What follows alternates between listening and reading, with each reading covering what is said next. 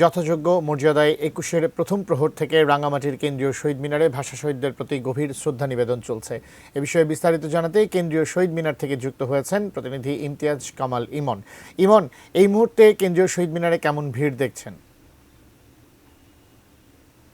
যেমনটা বলছিলেন, আজ ২১শে ফেব্রুয়ারি মহান স্বাধীনতা দিবস, একই সাথে কিন্তু আন্তর্জাতিক মাতৃভাষা দিবস। আজকের এই দিনটিকে ঘিরে কিন্তু এখানে বিভিন্ন যে সামাজিক, রাজনৈতিক এবং যে বিভিন্ন স্কুল কলেজের শিক্ষার্থীরা রয়েছে, তারা কিন্তু খুবই ভাবগম্ভীর্যের মধ্য দিয়ে কিন্তু আজকের এই দিনটি পালন করছে।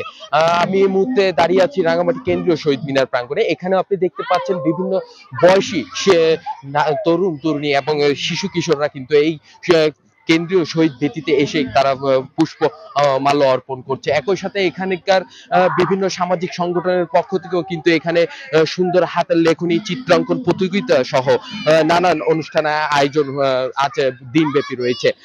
এছাড়াও গতকাল মধ্যরাতে কিন্তু এখানে এই কেন্দ্রীয় শহীদ বেদিতে রাঙামাটি জেলা প্রশাসক মিস নাজরা আশরাফি প্রথম পুষ্পমাল্য অর্পণ করেন।